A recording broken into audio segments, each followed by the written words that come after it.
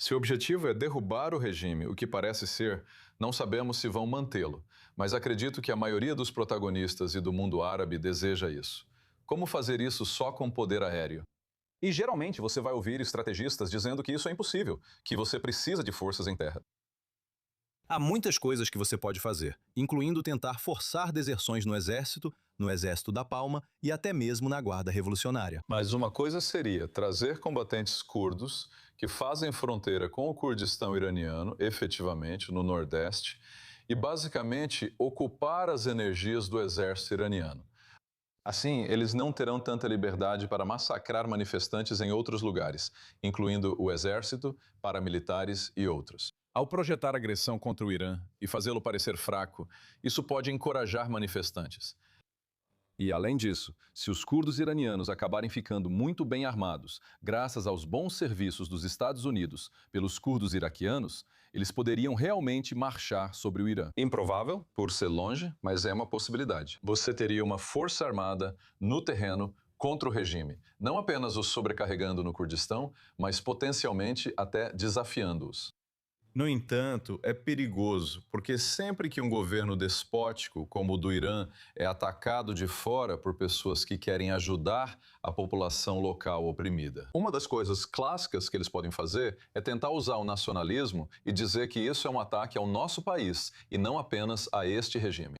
E claro, se isso acabar parecendo não apenas um ataque israelense ao Irã, mas um ataque curdo ao Irã, isso pode ser potencialmente usado pelo regime. Pode ser uma vantagem para eles, então é uma faca de dois gumes. Mas certamente isso pode ser eficaz. Porque os curdos, historicamente, têm sido ferozes e eficazes em conquistar autonomia para si mesmos e impor sua vontade a países maiores. Isso se aplica na Síria, isso com certeza se aplica.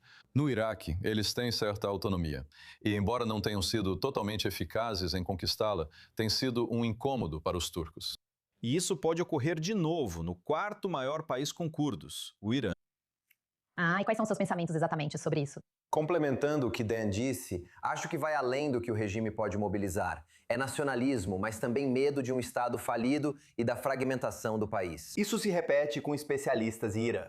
Um especialista em Irã no Twitter disse que nunca tinha visto tanta unanimidade na comunidade analítica quanto a oposição dos especialistas em Irã a essa ideia de armar milícias curdas e deixá-las entrar. E, novamente, o verdadeiro risco de criar uma divisão entre dois ativos reais na luta contra o regime.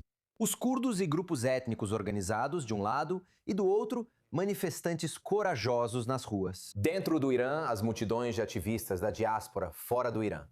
O público israelense ama tanto a afinidade histórica com os curdos em todo o Kurdistão, quanto, é claro, a afinidade crescente nos últimos anos com os ativistas iranianos na diáspora. É uma admiração genuína pela paixão deles e ainda maior pela coragem dos manifestantes iranianos. E, aliás, o terceiro grande grupo no Irã, entre muitos, são os azeris. E esse é o ponto. Como sabemos, como nós dois sabemos, os persas étnicos são uma pequena maioria no Irã. 50 e poucos por cento.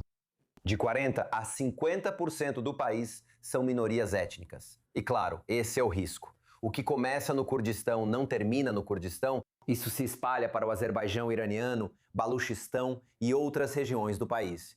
E realmente deixa a classe média iraniana, que sempre se viu como a espinha dorsal do Irã, muito nervosa. Um detalhe interessante aqui em relação às minorias é que o presidente do Irã, Pezeshkian, é ele mesmo azeri. Estranhamente, apesar do nome soar armênio, ele é azeri. E ele reflete algo bastante interessante, que é o fato de que a minoria azeri no Irã, que é muito, muito grande, historicamente não tem sido tão separatista. Ele representa isso. O presidente é azeri.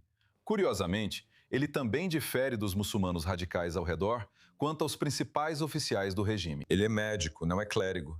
Vive em um universo euclidiano. Acho que ele é visto como alguém que, se o regime não cair completamente, mas for reorganizado, pode acabar sendo uma pessoa com quem talvez se possa conversar.